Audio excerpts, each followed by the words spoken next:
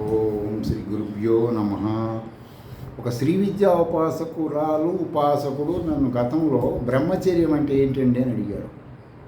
దాని గురించి నేను శృతుల ప్రామాణికంగా నేటి దేశమాన కాలమాన పరిస్థితుల్లో మనుషులకి తెలుసుకునే విధంగా ఉండే విధంగా చెప్తున్నా. ఇప్పుడున్న ఆ బ్రహ్మచర్య విధానం చెప్పిన కాలంలో మనుషులు ఎంతమంది, అప్పుడు మనుషుల జ్ఞానం ఎంత, మనుషుల లాంగ్వేజ్ ఏంటి, దాన్ని బట్టి చెప్పారు. ఇప్పుడున్న దేశమాన కాలమాన పరిస్థితిని బట్టి, ఇప్పుడున్న టెక్నాలజీని బట్టి దాన్ని తెలుసుకోవాలి మీరు. బ్రహ్మచర్య అంటే పరబ్రహ్మచర్య అని అర్థం. పరబ్రహ్మ ప్లస్ చర్య అంటే పరబ్రహ్మకి ఏ విధమైన రసాయనికాల కెమికల్స్ సంబంధించినవి ఉండవు కదా. ఫీలింగ్స్ ఎవరికి ఉంటాయి? కర్మజీవులకు ఉంటాయి. సరే, బ్రహ్మచర్య ఎందుకు పాటించాలి, ఎందుకు పాటించకూడదు అంటే, కొంతమంది బ్రహ్మచర్య పాటించకపోవడం వలన ఆర్థిక మానసిక కొన్ని సమస్యలు రీత్యా వాళ్ళు కొన్ని స్వప్రయత్నాలు చేసి సాటిస్ఫాక్షన్ అవుతారు. దానివల్ల సైన్స్లో కొంతమందికి లోతు జ్ఞానం మరి ఉన్నవాళ్ళు చెప్తున్నారు, నేను ఆధ్యాత్మికంగా చెప్తున్నా. వాళ్ళు కరెక్ట్ లేకపోతే వాడు ఆ చర్య జరగకపోతే వాడు నేరపూరిత ప్రవర్తన పెరుగుతుంది, అందువలన అని కొంతమంది చెప్తుంటారు. శృతుల ప్రామాణికంగా ఇదేంటంటే, ప్రతి జీవుడు జీవించడానికి ఇంత ఆక్సిజన్ అని కేటాయిస్తూ జరుగుతుంది. ఆ ఆక్సిజన్ వచ్చేసి కొన్ని సందర్భాల్లో ఎక్కువ తీసుకుంటాడు, దానివల్ల ఆయుష్ క్షీణం అవుతుంది. ఈ స్వప్రయత్నముల ద్వారా వాడు ఆక్సిజన్ ఓవర్గా తీసుకుంటాడు. ఓవర్గా తీసుకున్నప్పుడు రక్తం టెంపరేచర్ పెరుగుతుంది, బీపీ అంటారు, బ్లడ్ ప్లస్ ప్రెషర్. నీకు నీళ్లు రావాల్సిన ఎంత దారి వస్తుందో ఆ విధానమైన మోటార్ ద్వారా తెచ్చుకోవాలి. సన్నదారి వచ్చినప్పుడు ఎంత లావు మోటార్ పెట్టి ప్రెషర్ లాగితే ఎలా ఉంటుందో ఆ విధంగా ఈ స్వప్రయత్నముల ద్వారా జరిగే ప్రతిచర్యల వలన ఆక్సిజన్ ఓవర్గా తీసుకుంటాడు. చూడండి, ఎప్పుడైనా సరే రన్నింగ్ చేసేవాడికి ఆక్సిజన్ ఎక్కువ తీసుకుంటాడు. అదే ప్రకారం తీసుకున్నప్పుడు ఏమవుతుంది, బ్రీతింగ్ ఎక్కువ తీసుకుంటే ఏమవుతుంది, శాస్త్రాలు ఏం చెప్తున్నాయి, సైన్స్ ఏం చెప్తున్నాయి మీరు తెలుసుకోండి. యోగా చెయ్యండి, శ్రీ విద్య ధ్వని మంత్రాలు చెయ్యండి అప్పుడు ఏం జరుగుతుంది, స్లో బ్రీతింగ్ తీసుకుంటాడు. స్లో బ్రీతింగ్ తీసుకుంటే ఆయుష్ పెరుగుతుంది, స్పీడ్ బ్రీతింగ్ తీసుకుంటే ఆయుష్ తగ్గుతుంది. అంటే వెంటనే నీకు కేటాయించిన దానికంటే ఓవర్గా తీసుకుంటాడు. అందువలన ఏంటంటే, దీనిని ఎప్పుడు వాడాలి ఎప్పుడు వాడకూడదు అనేటువంటి జ్ఞానం వీడికి మంత్రాల ద్వారా వస్తుంది. అంతేగాని దీన్ని ఒకళ్ళు చెబితే జరగటం అనేది ఉండదు. తర్వాత కొంతమందికి ఈ చర్య ప్రతిచర్యలప్పుడు వారు బలవంతంగా ఆపుకుంటారు. కొంతమంది అంటే నేను బలవంతంగా ఆపుకోమంటలేదు, చెయ్యమంటలేదు.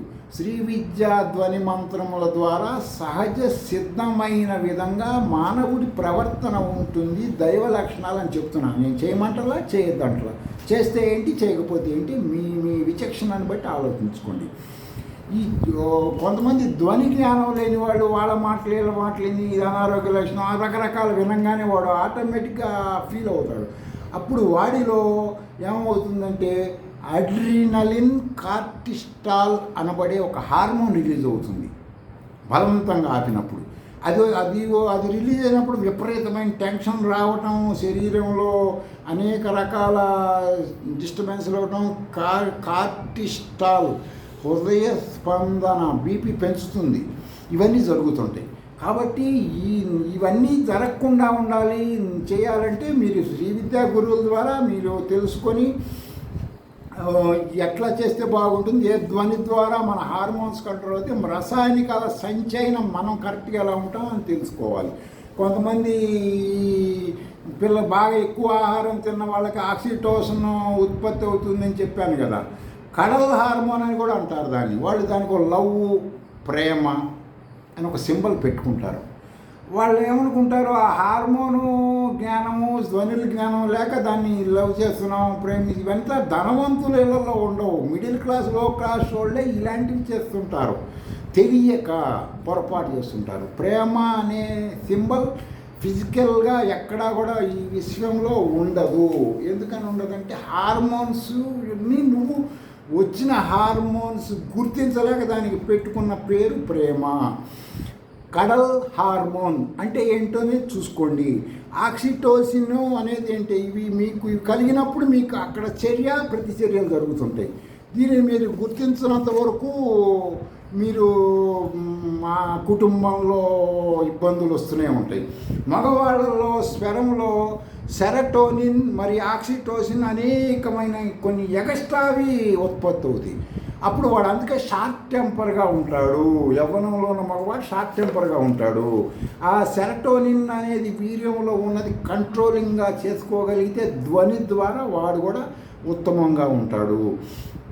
కంట్రోల్ చేసుకున్నప్పుడు నా ప్రేమను బాయ్కాట్ చేశారని వాడు ఎంతకైనా తెగిస్తాడు, ఏమైనా చేస్తాడు. వాడి రసాయనిక చర్య అలా ప్రేరేపిస్తుంటుంది. ఉదాహరణకి నేపాల్లో ఒక రాజ్య కుటుంబంలో యువరాజు కుటుంబ సభ్యులందరినీ కాల్చి చంపేసి వాడు కాల్చుకొని చచ్చిపోయాడు. ఈ హార్మోన్స్ బ్యాలెన్స్ జ్ఞానం తెలియక.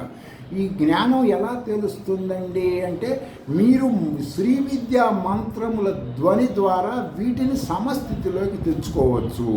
కొన్ని రకములైన హిమాలయాల ఋషులు ఉన్నారు.